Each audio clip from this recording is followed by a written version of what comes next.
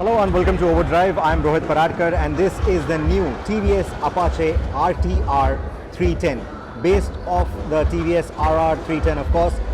So what it essentially uses is the same frame, same engine, but this is the naked version based on that racy full-fed motorcycle. I think it looks quite good. That's my first impression. It looks very sharp and that sharpness comes from this front end. Now this is something that was teased earlier as well and it looks quite sharp.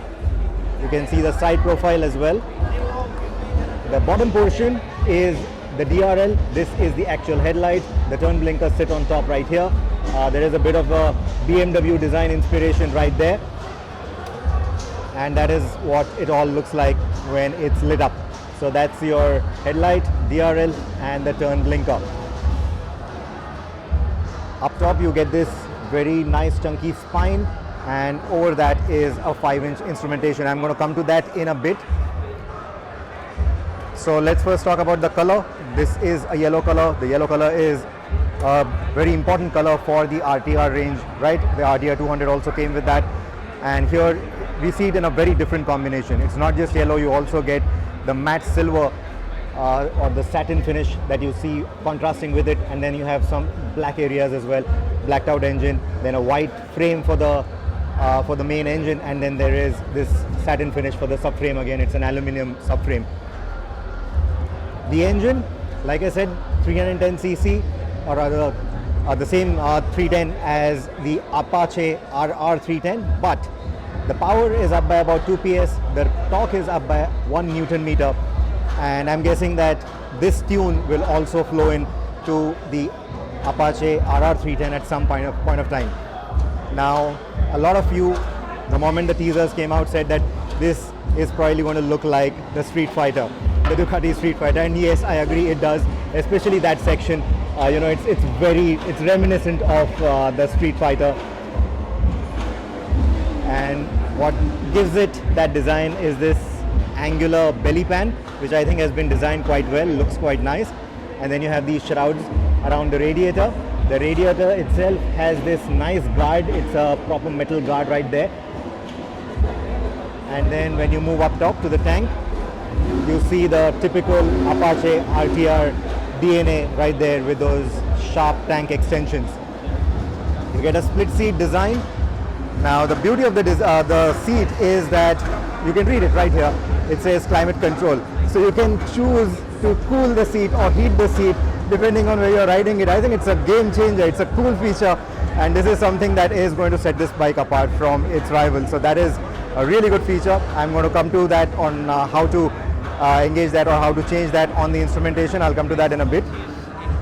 When you move to the back, it gets the same exhaust as the RR310, but this section is different.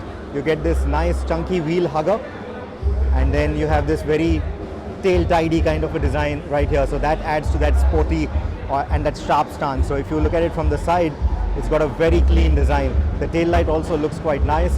I quite like the design. Let me know what do you think. The grab rails are also quite sharp, so the entire tail section looks quite sharp, and you can see that the tail lights protrude out like that. So overall, I think the designers have done a phenomenal job right there. Now, as far as the rear seat goes, the climate control is not for the rear seat, it's only for the front. Your pillion is going to sit on this part. This part is a bit hard, but this bump stopper has been added so that they don't slide forward and hit the rider under heavy braking. Now let's go to the instrumentation.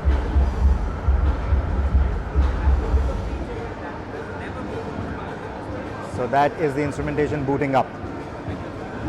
There you go, GoPro connected. So basically, you can also control the GoPro on your motorcycle using the instrumentation. So it will not just connect to your headset, to your phone. Via Bluetooth, it will also connect to the GoPro. And then you can go into the menu. The switch tube is right here. When you go into the menu, you can choose what mode you want the GoPro to be in. Go into preferences. Go all the way, I think it's in connectivity. Let me just check. No, it's not here. It's right here. So you go into GoPro, you can select your modes, photo, video, time lapse, and then you can start recording right there. There's also GoPro list, so I think you can even control multiple devices then. We shall put that to the test tomorrow. This is the climate control seat, like I told you. So you get 3 levels of heat or 3 levels of cooled functionality for the rider's seat. Like I said, I think it's a cool feature to have. There are different ride modes as well. I'm going to show those to you as well.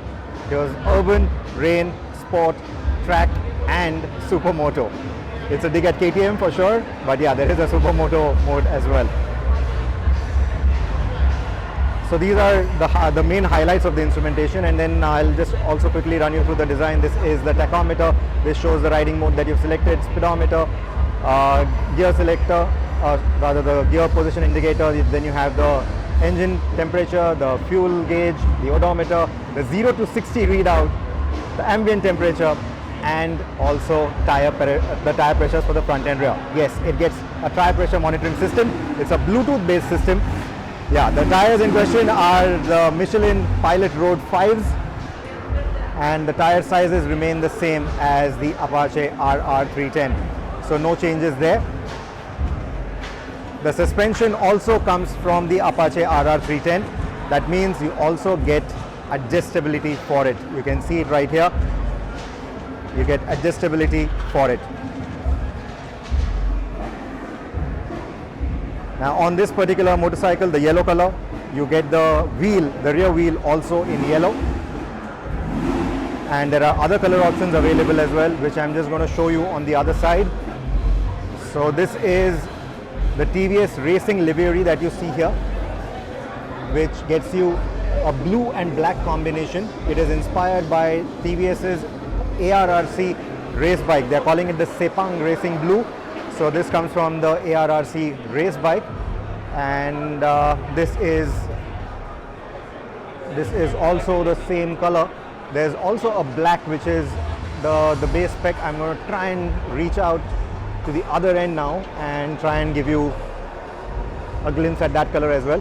But yeah, as far as the pricing goes, the pricing starts at about 2.42 lakh, and that's for the base variant, and then you move up to 2.57 and 2.63 lakh, and like the Apache RR310, you also get the dynamic kits on this. So I'm just going to come to that in a bit. So this is the black color, and back to the yellow. So yeah, what this motorcycle gets is 6-axis IMU as well, but that is a part of the Dynamic Pro kit. So you'll have to get that to access different stuff like wheelie control. Then there is the 6-axis IMU, like I said, is only available as a part of that kit.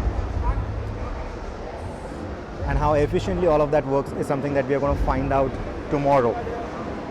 We are going to ride this motorcycle in Bangkok tomorrow. So if you have any questions about this bike, do put them in the comments below, and we'll be more than happy to answer them.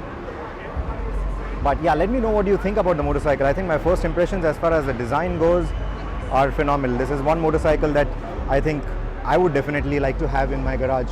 What do you think about it? What do you think about the new specs? What do you think are the standout features for this motorcycle? Is it that cool or temperature controlled seat, or is it the GoPro connectivity? What is it that stands out for you, or is it the design, or is it everything? Let me know in the comments below. I'll be more than intrigued to find out what do you think about the bike as well. So up until the next one, take care and ride safe.